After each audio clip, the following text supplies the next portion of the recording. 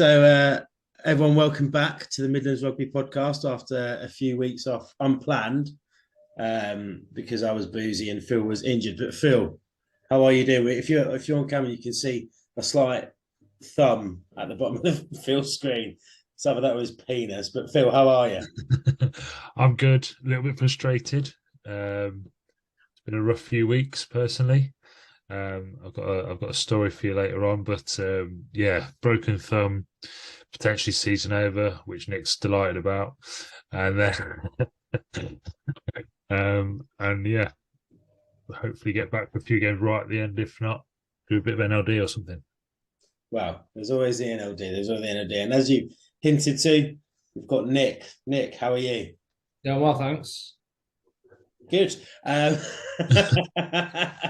So for those who don't know, Nick's been playing rugby for a while, as he's hinted to. He's nearing the 250 mark of league appearances this year.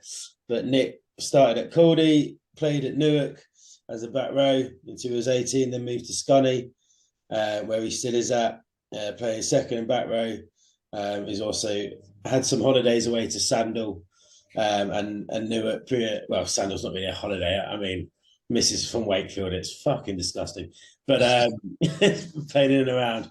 But Nick, let us know what's keeping you playing rugby, getting near the 250 mark. Yeah, I mean, I've obviously been at Scunny since I was 18, and they are a bloody good set of lads up there. And there's a lot of my mates that I've played with for a long time that have moved out. I play with my brother every week, which I'm sure you've just played with your brother for a while, Phil, or I have in the past, and it's quite a nice bond, isn't it? Playing on the pitch with your brother, sometimes quite frustrating, but yeah, that's something nice as well, that the family come and watch, and it's a good bond to do that. I don't know. Yeah, I'm just very conscious that you're a long time retired, and I also always personally never wanted to be one of those people in the bar going, I could have played at this level or whatever. I always wanted to kind of keep pushing myself for as long as I could. Yeah, I mean, Phil, I played with my brother, but he's 4 years younger and ginger, so I was always going to be better. But Phil, does it resonate with the frustration, but still a nice feeling? Yeah, me and Nathan actually haven't played together that much.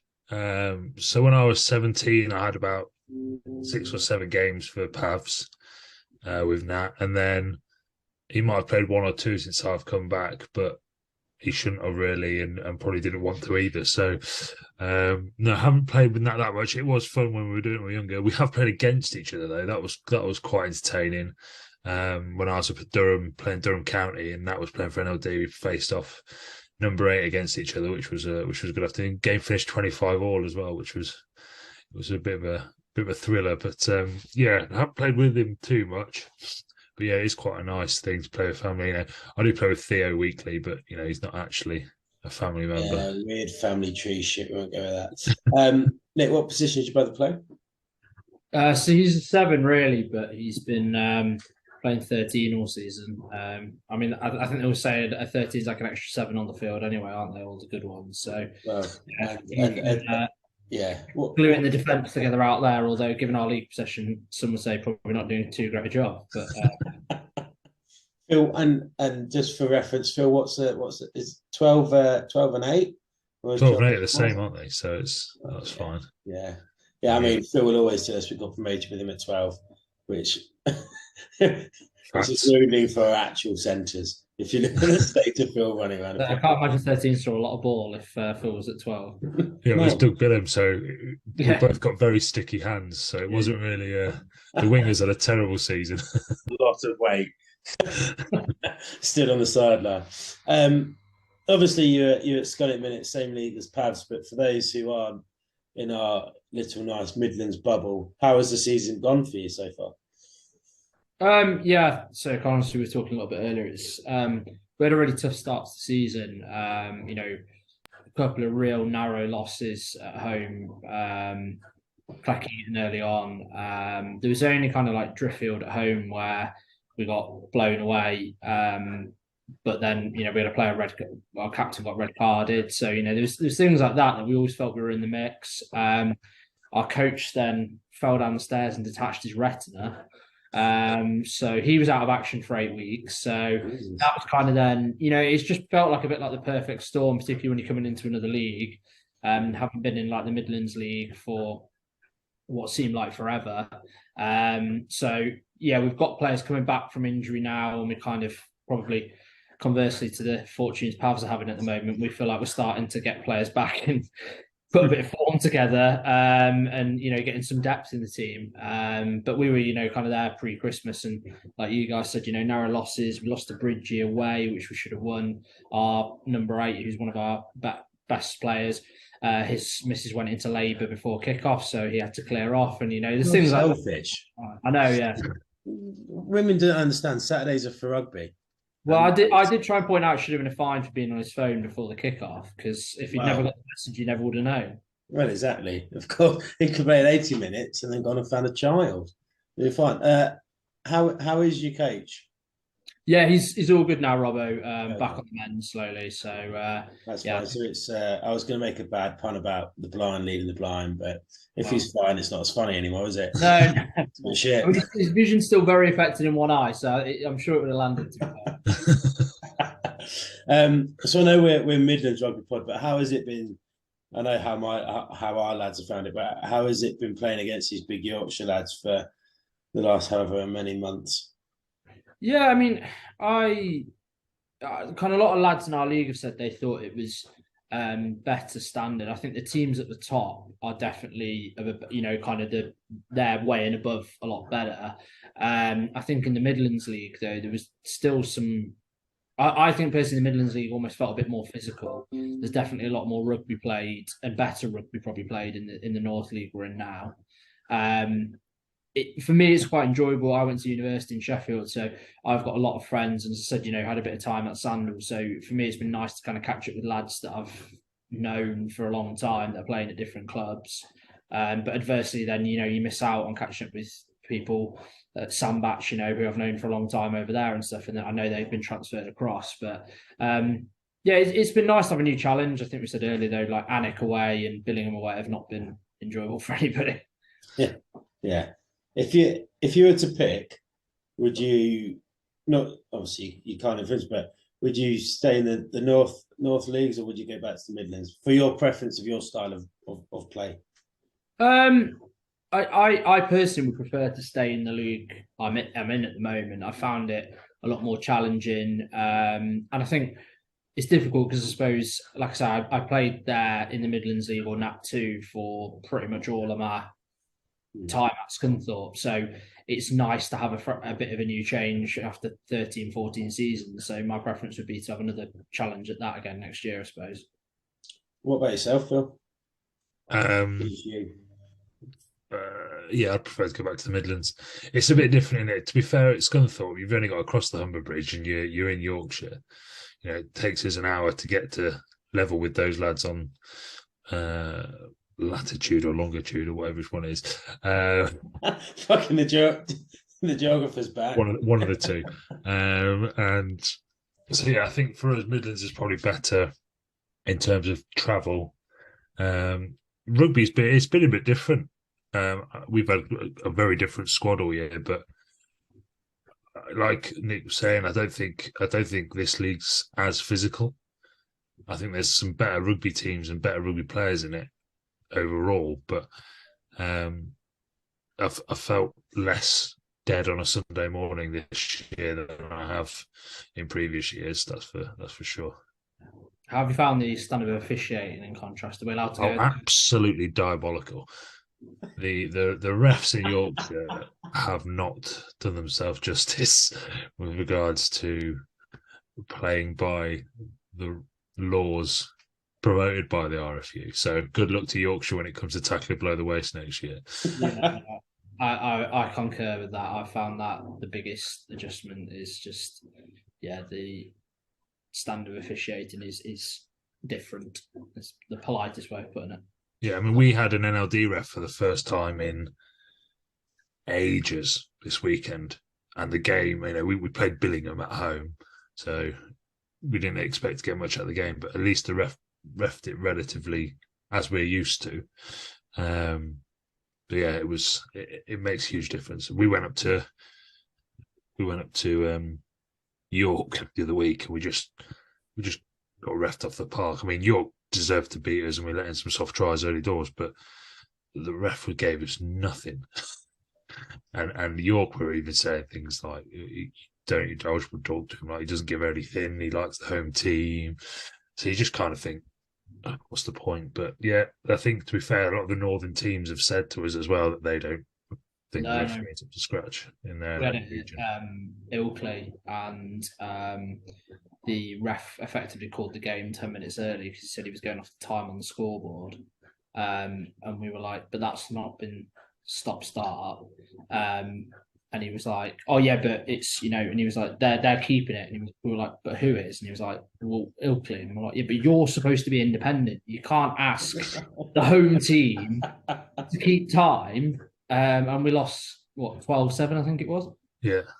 I mean, yeah. Also, the extra minutes were important as well. Yeah. Well, yeah. I mean, again, we got pinged off the park, breakdown. We went in, clear lift. You're looking round and we were getting penalised for hands in the ruck. They seemed to just enter a ruck, and it was a penalty against us. Sorry, for holding on. So the consistency, as you touched on, Phil. The home teams definitely get favoured, I think. Yeah, I think so, and it is frustrating, but sadly you can't play without a ref. I mean, this is very sceptical of everything Yorkshire, and like I said, my missus is from Wakefield. But do we know that's the same across the league? As in, if it's a Yorkshire side versus a Yorkshire side, it's the home team preference, or is it just the fact that it's a different brand of rugby coming into it, and they just don't know how to deal with the brand of rugby that we try and play down in the Midlands? I think it's a sort of a Yorkshire thing. Okay. I think they don't ref the same as what we're used to in the Midlands. That's for certain. But I also think that they might just not have the reffing capabilities in that area. I think I think we are quite lucky in the Midlands. We've got a lot of good refs flying around and refs that really want to go far in reffing, and therefore are trying to prove themselves at sort of level 5 to get to level 4 and into the Nat 1 and Championship level. From what I understand from having multiple conversations with coaches across the Northeast, is they don't have that as much, and anyone who is good shoots up the ladder because they need to fill level 4, level 3 quicker in that area. Yeah, because I was quite astounded looking at people who've moved up into Nat 2 that were reffing in the Midlands League last year, that you wouldn't necessarily have said, they were a standout referee, and they've been quickly pushed up the pyramid. So it shows how desperate the need is further up. And everybody can have their off day, and it's not okay, but you felt like some were probably a bit more persistent with having off days than others, and they've kind of been fast tracked quite quickly. So yeah, I certainly think it is just a home team thing. But yeah, as is the Midlands side, clearly haven't adjusted or necessarily got the rub of the green, in contrast to the kind of Yorkshire teams. And you almost see that though, because they're on first name terms with a lot of the people there, and that's to be expected. And maybe that's first season and the learning curve moving forward if we would stay in that league. Yeah, definitely. And you'd pick that up quickly, and you have to your team has to earn the respect of the referees as well, I suppose. Like you say, Scunny were in that Midlands level 5 for yonks, and we were in the Midlands level 6 for years, and we did have these relationships, and now you move, it does make a huge difference, and there's nothing you can do about it, to be honest. You just sort of suck it up and get on with it. There isn't, but it is interesting, isn't it, when you look at, and I mean, we've already spoken about some of the RFU decisions off record, but where they want to level out a consistency, but if there actually isn't that consistency between refereeing, then that is potentially a major issue, because if we're coming into these new cup periods like they're doing now after the end of the league, when you could potentially be playing teams from the London areas and things like that, then depends who's refereeing, it depends who could massively influence the game depending where they're from. Because if one of us, Pavs or Scunny or Ilkley or anyone like that, get a team from London, if it's a ref of Yorkshire persuasion, as per se, and that can massively sway in that team's favour. So I think it's quite interesting. So again, this National Cup thing, I think, is on its arse with the weather we've had in December. So, are we your last game, Nick? No, we've got to play Sandal the week after. Yeah, so we've got Bridgeford the week after you. So we're not finished till the 24th or 25th, whatever it is, of March. I think that's meant to be the first weekend of the National Cup. Yeah, it is. So we're not going to be playing in it. You're not going to be playing in it. Sandal aren't going to be playing in it. Bridgeford aren't going to be playing in it. I think there's 2 other teams playing on that day as well. So that's 6 teams out of our league that won't be playing in the National Cup. I mean, speaking to our coach, he's obviously of the opinion that the RFU, depending on how the league pans out, may just those last 1 or 2, depending on how the league's shaping up, null and void the fixtures if they don't need to be played to facilitate the cup. Brilliant. Great. Yeah. It's obviously decision makers being decision makers, but it's interesting because the league. Cups are great.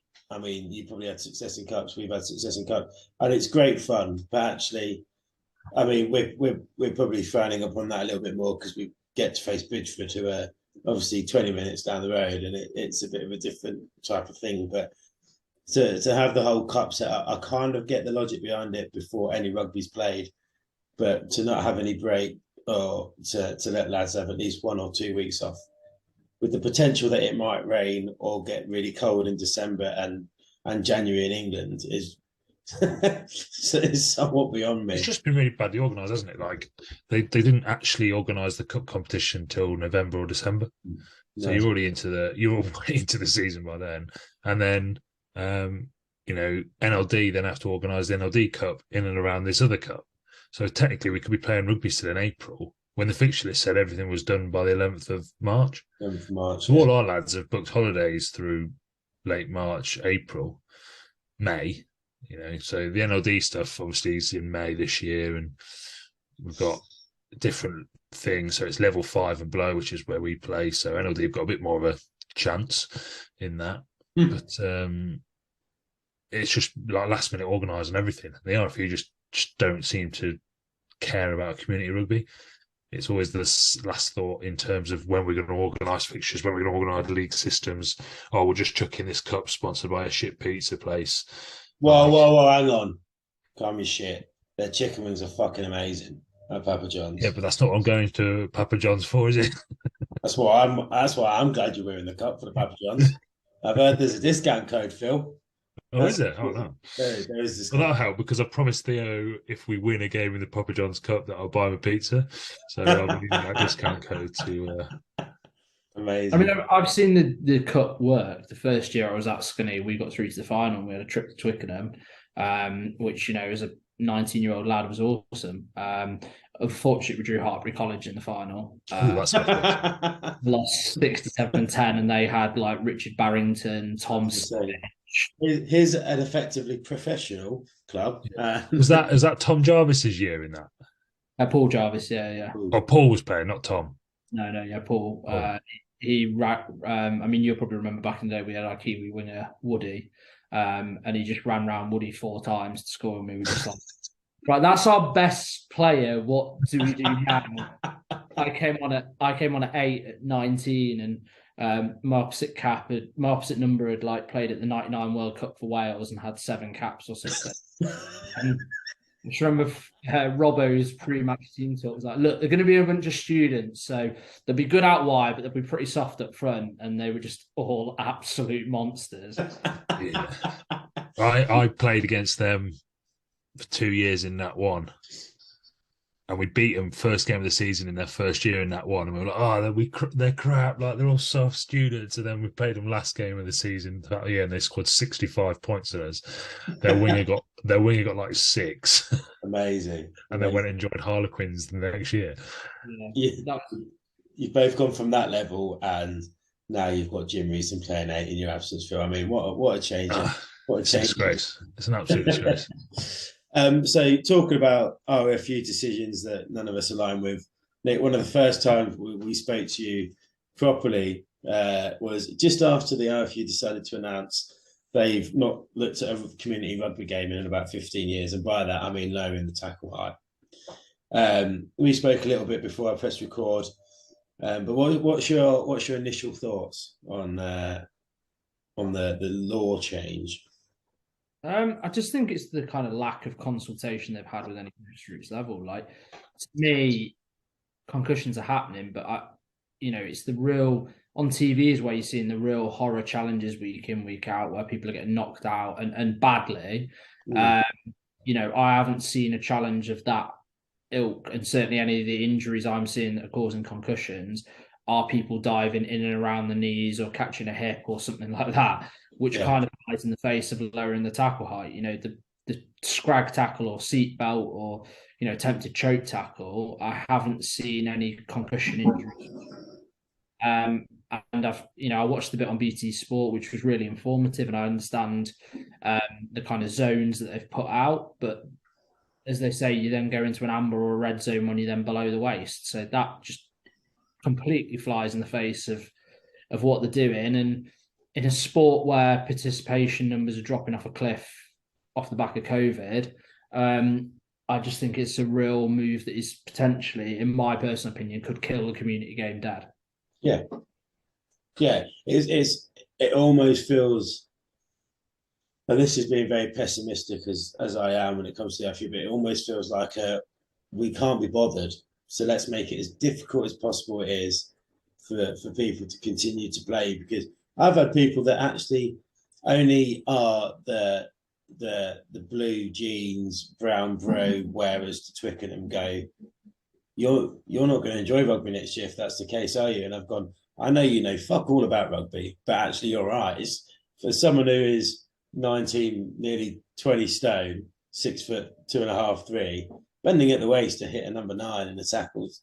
It's just not possible. And it's not something that I ever want to have to retire from playing rugby for. But actually, like I said before recording, if it means I can't play a game without being concerned about giving away penalties and getting sin bin and stuff, because I think they say sternum, isn't it? Sternum's the amber zone, but below the sternum, kind of go, there's not many times in a game I've been that far. Even in a ruck, I can't be bothered to get that low. To me, the danger always occurs in rugby is when you're second guessing something or you're going in something half-assed. And all you're going to do is everybody's thinking long and hard about where they're hitting each time they go to make a tackle.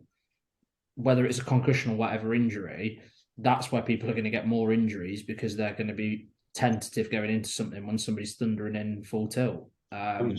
And I think all three of us can probably comfortably say, tackling at a minute, we don't really have to think about what we're doing. We've done it. We've been doing it for years. Yeah, it's muscle memory, isn't it now? Yeah, exactly. We know exactly what we're doing. And I've spoken in conversations before, and a lot of people have agreed that actually bring it in, but bring it in at under 16s level or under 15s level, working from that level. So actually, when it gets to seniors, it doesn't actually need to be a law. It's just people attacking techniques a lot better. We're not going to be there when these 15-year-olds, 16-year-olds are playing senior rugby, so we're not going to take their head off. But if it's a natural thing, it's different. But when it's an enforced law change, it's damaging, massively damaging. And just announcing it in January, where you've got 6 months to prep before the end of the season, of which you are not giving coaches, and like with all due respect, a lot of the coaches will have badges that are coaching at our level, but are not going to be people who have played the game in a long time. So they're not necessarily going to be people who are teaching you textbook tackle technique at training, because you just don't have the time to be going through that, do you, when you're there on a Tuesday or Thursday? And to announce it in January, to say effectively that will come into effect from July. I know it's going to be next season, but effectively by the time clubs roll around, so you're giving them 6 to 7 months to then prep that. And go away and learn it in summer when the ground's rock hard and you shouldn't be doing contact anyway. Yeah. Watch how many more concussions you get with people smacking the head on. But it's really interesting. I think one of the first articles that came out from the RFU, I've just pulled it up on my screen now. It talks about sort of, obviously we're going to be tackling below the waist. The aim is to put players' heads in the safest possible place by defining a law where the line of tackle may start. And then it says a greater focus on the actions of the ball carrier. So now they're also going to stop ball carriers from dipping or like carrying the ball different. So basically, you run upright as hard as you can. See if someone You pump your knees into that pump your bloke's head knees and see if in you a had it. safe position. And then one of the things that they use to like persuade that it's a good idea. So they've been doing this in the French level 3 or 4 and below, and the report they've given is there was 63% less head-on-head contacts. Well, yeah, Well, of course, that's not the problem. We want to have it's to not knocked out doing it. It's concussion, and you can't take the French lower leagues as gospel anyway. They get off the pitch at half-time for a fag and a fucking baguette. You can't use that. Like, level 3 of France is just Fight Club. It is ridiculous. It's just a piss to scrap every fucking game. And by my understanding, the laws they brought in we're only allowed to make one-man tackles. Yeah. Yeah. So you can only one person get off the line and hit him around the waist. They talked about on that BT Sport thing about how the issue is two people making low tackles and coming around and colliding heads as well. That's what me and Stevie did away at Heath.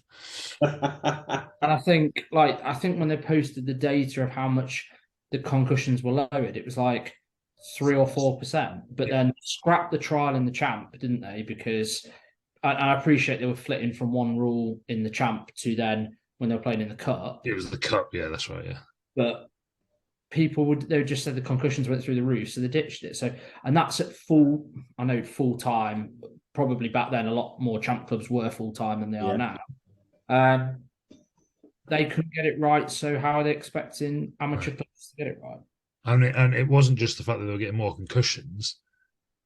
The way that everyone was doing things was changed. So, like, lads were carrying the ball in a different way to avoid people from tackling them. So they were dropping their hips and lowering their shoulder height and stuff like that. And that's where all the danger comes. And that, although you can say, like, we'll have a greater focus on the ball carrier, doesn't mean that there's going to be any rule on it. No.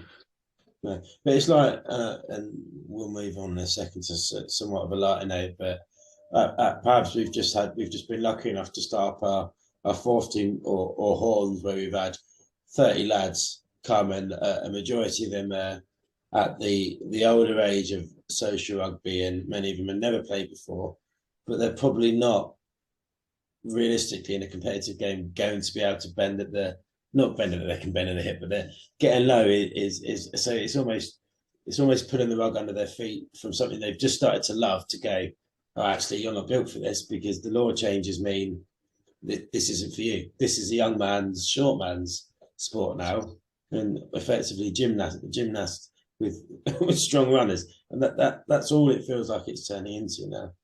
Somebody said to me,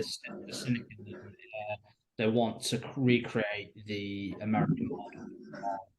You have the high school system, so academies, then you have college, so universities, and after that, no sport exists. No sport, yeah. So then you are just a spectator, so they can maximise Premiership viewing, Championship viewing, and internationals. Yeah, I mean, it doesn't do it for me. I'll be going out the golf course and I mean, and there's a lot of pubs on a Saturday evening that are going to be very pissed off if us community rugby players stop playing rugby because we won't be allowed out to play.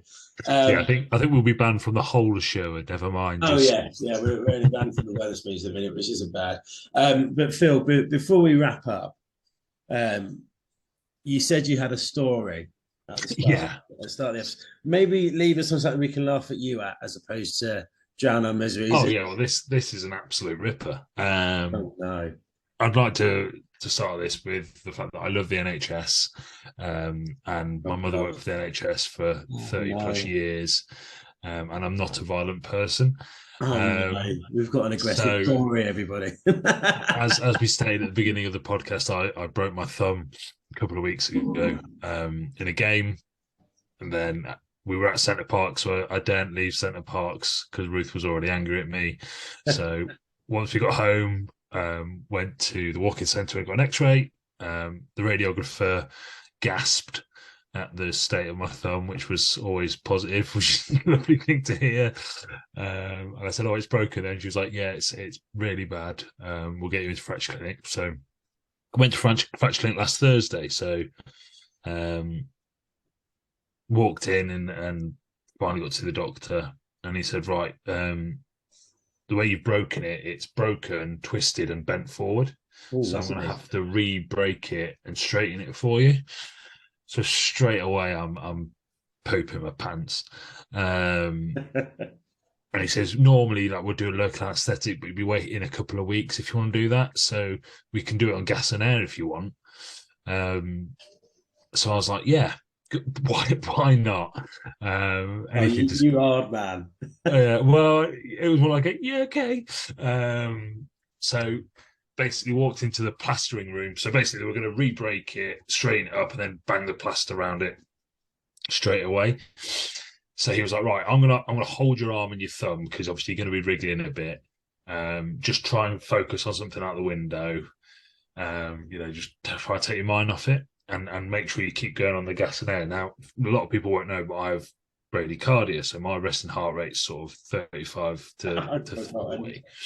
And I forgot to tell them this, because once I had gas and air, my heart rate dropped down to around 20, and immediately I knew I was going to pass out.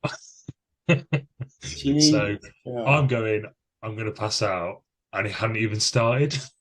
So he was obviously just like, what is wrong with this lad? And just as I'm going, and I don't really remember any of this bit. The porter apparently jumped across. The porter's in there ready to catch me. So the porter jumps across the room to catch me. At the same time, the doctor breaks my finger and starts ragging it back into place, or breaks my thumb, sorry, and starts ragging it back into place. And I've gone into fight mode. So I've obviously forgotten where I am and what's going on. And this porter's gone to grab me and catch me from falling forward out of this quite high plastering chair. And I've grabbed him and thrown him across the room under one of the beds at the end of the room. The lady who's the plasterer, don't know the technical name, she's kind of like tried to pin me down by the chest. And apparently I'm like kicking. I've kicked the doctor in the shin. I've smashed the plaster across the room. This all happens in about 5 to 10 seconds. And obviously I'll just pass out. And then I then remember coming back round. So I don't remember any of the chaos. Came back round feeling kind of groggy. And they were like, you're all right, you're all right, you're all right, you're all right. And I'm like, oh, what's happening here? Like the room is just covered in plaster, water. There's a bloke under a bed. And I'm like, oh God, what's going on? They're like, oh, you've just gone off. And I was like, oh my God. And immediately I was just like, oh no, this is awful. Because only 2 weeks before, the 24 hours in A&E were in the QMC. Oh, you're on TV next, aren't you? Well, I was like, the cameras aren't here anymore. They were like, no. I was like, thank God for that. And I was very, very apologetic. I'm like, I'm really sorry. Like, it's not what I'm like. I'm not aggressive. And they're like, oh, don't worry, you won't be the worst person today, and you didn't mean to do it. I was like, oh yeah, but yeah, it was one of the most embarrassing moments of my life. And then not only that, but I was in my work gear, and so it's like chinos and jumper, and all my left-hand side was covered in plaster of Paris. And then I had to walk from the QMC back to town, which is about 2 miles, covered in plaster of Paris. So amazing. I've been in that plaster chair, and then plaster clinic nurses are fucking lovely. Yeah, she is. Yeah. Oh, mate, I'm in tomorrow. I'm taking chocolates. Like I'm going full grovel mode tomorrow. Oh yeah, yeah. When I went, I broke my wrist, and someone had drawn a penis on my arm, and she said, "I didn't mean to hurt your knob." I went, "That was right. It was only the helmet," and we fell in love instantly. She was about 50. I think.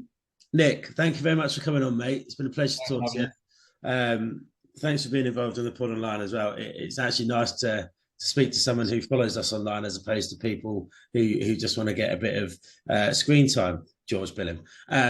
So yeah, I hope the rest of the season goes well. Phil might have that cast off by the time he gets to face you, but if not, I think it's I think it will be a good game anyway. But have a good rest of the season, and we'll talk to you in a bit. Appreciate it. Take care, guys. All the best. Thanks. Cheers, Nick.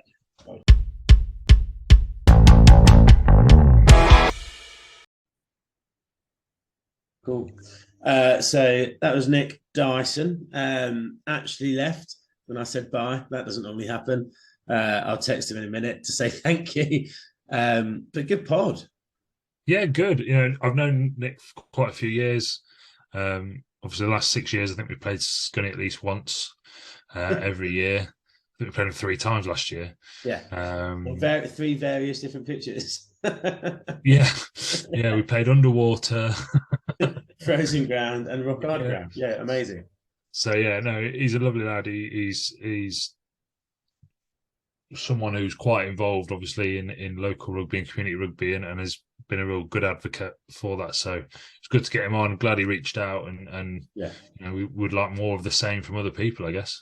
Yeah, definitely. And we've been a bit broken over, not very good at recording, shall we say. We've been very busy, but I think today shows us that it's good to get local lads back. Well, Midlands lads back on. So we'll aim to do that. I got some positive feedback from the cameraman at Billingham on Saturday about us. Yeah, he listens to the pod. Fucking hell, hello, mate. Cameraman from Billingham. Hello, cameraman from Billingham. How you doing? Come on if you wish. You just need to move a bit more south. But Phil, before we go, have you got any wise words? And it kind of goes nicely with what we spoke about today on the pod. Go on. Don't fix something if it isn't broken. Don't fix it if it's not broken. And if it is broken, don't punch a nurse. It'd be great if someone just entered into that conversation as just don't punch a nurse. Grand. All right then, mate. Well, I hope that recovers soon and we'll speak in a bit. Awesome. Hi. All right, no, with the other hand. I know.